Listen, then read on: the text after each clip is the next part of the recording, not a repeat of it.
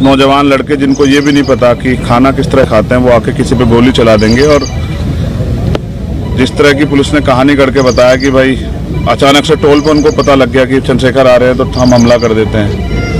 तो हम उत्तर प्रदेश में रहते हैं, उत्तर प्रदेश की कानून व्यवस्था और उत्तर प्रदेश के सरकार के कार्य करने के तरीके और अपने राजनीतिक विरोधियों को निपटाने के तरीकों को भी हम लोग जानते हैं। अच्छा, वो ये नहीं कहा कि ये चंद्रशेखर के ही लोग थे। ये चंद्रशेखर जाति के एंगल पे मैं नहीं जाना चाहता। अधिकारियों ने एक सेकंड में टाल दिया।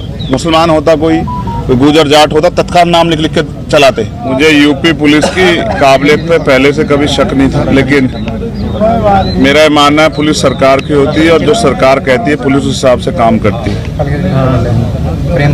जल्दबाजी में कुछ पुलिस की तरफ से इस तरह के बयान दिए गए जो मैं समझता हूँ कि जिनकी जरूरत नहीं थी, बिना जानकारी के, बिना ब्लास्टिंग रिपोर्ट के कह देना कि गोली जो है वो 315 बोर के कट्टे से चली और हमने कट्टे बरामद कर लिए। किसी को सीबीआई ईडी इनकम टैक्स से निपटा रहे हैं, किसी को मुकदमों से जेलों में ठूस के जबरन झूठे मुकदमे लगा के झूठे गवाह तैयार करके निपटा रहे हैं, और जो उनसे नहीं बचे हैं उनको गोली के जरिए जो है निपटाने काम कर रहे हैं। इसलिए मैं अभी जांच के कई तथ्य हैं और जांच लंबी चलने वाली। मुझे उम्मीद है कि पुलिस बिना किसी दबाव के निष्पक्ष जो है वो इन्वेस्टिगेशन करेगी और इसके पीछे कौन है, किसने किसके कहे पे, किसके इशारे पे, किसने पैसा दिया, हथियार कहाँ से आए, ऑटोमेटिक पिस्टल्स कहाँ से वो बरामद हुई, कौन कौन इसके पीछे है, कौन मॉनिटर कर रहा था, कौन जो है रेकी कर रहा था, इन सब की जांच हो। इसलिए भी जरूरी है कि आज मेरे साथ है, कल किसी और के साथ ना हो, क्योंकि उत्तर प्रदेश में विपक्ष के लोग बड़ी मजबूती से जो है अपनी लड़ाई को लड़ रहे हैं। और ये तो उत्तर प्रदेश है, यहाँ तो चुनाव सजा होने के बाद पता लगता है कि डीएम साहब के दबाव में मुकदमे लिखा गया था, बाद में वादी मना कर देता, लेकिन तब तक बहुत कुछ बदल जाता तस्वीर। पुलिस के आज के खुलासे से आप संतुष्ट हैं या नहीं? मैंने कहा कि मैंने उनको पर्याप्त समय दिया कि वो अपनी कार्रवाई को, गिरफ्तारी की प्रक्रिया आगे बढ़ाए। तो गिरफ्तारी हुई है। मुझे नहीं लगता कि जिन्होंने इतना बड़ा हत्याकांड, तो पुलिस ने कहा ना, आपने सुना कि भाई वो हत्या करना चाहते थे, तो जो हत्या करना चाहता था उसके पीछे कोई बड़ा कारण हो, छोटा कारण नहीं हो, जिस तरह कारण को आप हवाला दे रहे हो। और मैं लोकतांत्रिक व्यवस्था में हूँ, संविधान को मानता हूँ। मैं जहाँ तक मैं मानता हूँ, मैंने किसी का बुरा नहीं किया। आप सब लोग जानते हैं, मैंने किसी को बुरा ना कहा ना किया। मैंने प्रयास किया कि जिसके भी साथ खड़ा हो पाऊँ, जिसकी भी मदद कर पाऊँ, जिसके भी आंसू पहुँच पाऊँ। और ये मैंने सीखा अपने जो सीनियर लोग हैं उनसे। आजम भाई उनमें से एक शख्सियत है जिनसे मैंने सीखा किस तरह से लड़ाई लड़ी जाती है कमजोरों की। तो मुझे लगता है कि अभी इनको जल्दबाजी ना करते हुए, माहौल शांत है, हम लोगों ने लोगों को शांत रखा है, हमने अपील की है। उस समय ईद का त्यौहार था, हमारे कंधों पर जिम्मेदारी थी, हमने लोगों से अपील की, लोगों ने हमारी बात को माना। तो वो जल्दबाजी ना करे, बिना ब्लास्टिंग रिपोर्ट के कह देना कि गोली कौन सी, हमें पता है गोली कौन सी है। तो जल्दबाजी ना करें, सारे जो जितने भी जो तथ्य हैं, जितने भी जो दिशाएं, उन पर सब पे काम करें। क्योंकि जहाँ तक हम जानते हैं कि हो सकता है किसने पैसा दे के कराया हो, क्योंकि वो तो नौजवान बच्चे, उनको इतनी जानकारी नहीं है, उनको ये भी एहसास नहीं था कि ये करने के बाद क्या होगा। तो इसलिए इससे बहुत बड़ा नुकसान हो सकता था प्रदेश स्तर पे भी और देश स्तर पे भी। इसलिए मैं प्रयास करूंगा कि सरकार के दबाव में जल्दबाजी ना करें और जिम्मेदारी से जांच को आगे बढ़ाएं और सभी तथ्यों पर जांच करें। और मुझे अभी भी पुलिस के कुछ अच्छे अधिकारी हैं, उनकी कार्यशैली भरोसा है कि वो सरकार के दबाव में काम नहीं करेंगे। और उम्मीद है कि फेयर जाँच होगी और ये पता लगेगा इसके पीछे कौन है। और मैं चाहता हूं कि पुलिस को पर्याप्त समय मिले जिससे कि आसानी से वो अपने कार्य को आगे बढ़ा पाए। ये ना हो कि हम इसमें फंसे रहे, इसलिए हमने कार्रवाई को में ढिलाई बरत दी। तो आज शाम तक उसकी स्थिति 6 बजे, 6 साढ़े 6 बजे क्लियर हो जाएगी। और मेरा प्रयास रहेगा कि मैं उनको समझाने में कामयाब हो जाऊं कि क्योंकि कावड़ का समय आ रहा है और मोह अच्छा नहीं है, नुकसान हो सकता है। मैं कोशिश करूंगा कि किसी भी तरह का जुटान ना हो। देखिए, जब आप पे हमला हुआ तो आपने ये कहा था कि हमारे सहयोगियों ने, साथियों ने उन लोगों को पहचान लिया था।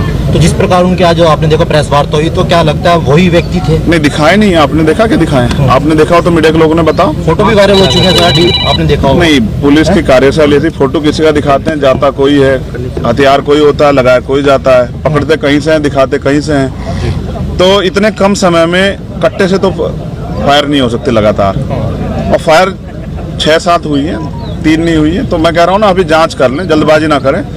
मैं समझता हूँ उनके कंधों पे जिम्मेदारी है, उनको सरकार को जवाब देना है। लेकिन सरकार भी ध्यान रखे कि इस तरह का माहौल ना बनाए कि लोगों में भय का।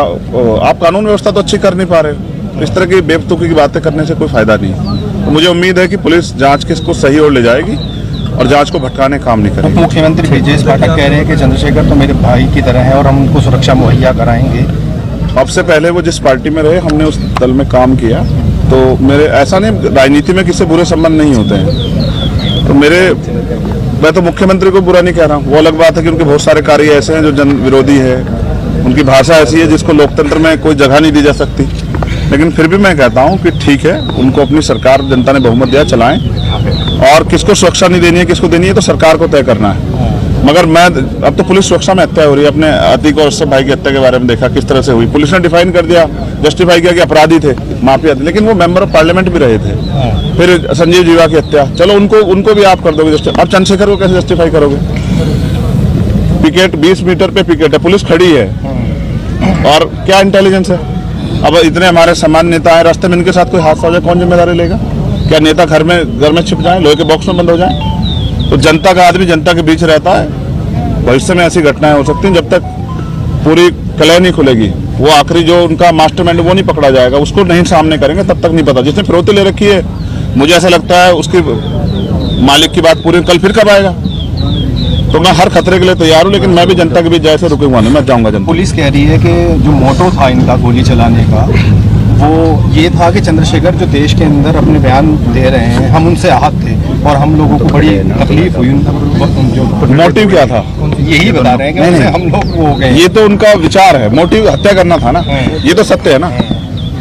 ये तो नहीं था मैंने किसी जानबूझ के करा लिया। ये तो यूपी की पुलिस है ना, सरकार। इस तरह की बात भी चली कि शायद चंद्रशेखर ने वो लेने। चलो ये तो स्पष्ट हो गया ना। अच्छा, वो ये नहीं कहा कि ये चंद्रशेखर के लोग थे। ये चंद्रशेखर जाति के एंगल पे मैं नहीं जाना चाहता। अधिकारियों ने 1 सेकंड में टाल दिया। मुसलमान होता कोई गुजर जाट होता, तत्काल नाम लिख के चलाते।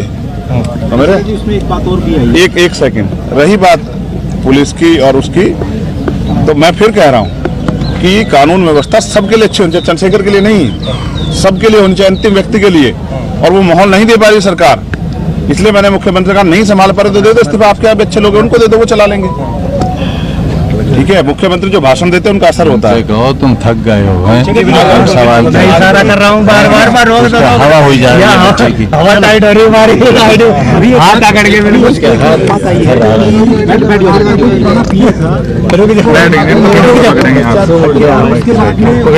सीधे कर लो, भाई मेरे आईडी क्यों नहीं ला रहा? नहीं, सच ये है अनिल भाई, ना तो मैंने आज तक कोई पिए रखा है, मैं तो खुद ही पियूँ समाज का। मैं फिर कह रहा हूँ, चर्चा कौन बल दे रहा है? मीडिया के लोग बल दे रहे होंगे, पुलिस के लोग। पहली बात, मेरा कोई पिए नहीं है, मैंने आज तक कोई पिए नहीं रखा है। मेरी इतनी हैसियत भी नहीं कि मैं पिए रखूं। मैं तो खुद समाज का पिए और कोशिश कर रहा हूँ। और मेरे बयान वही हैं जो आप फिर सुन लो कि अगर किसी के भी मजलूम के साथ अन्याय होगा तो मैं बोलूंगा। अगर आप लाठियों को, गोलियों के दम पे चुनाव लड़वाओगे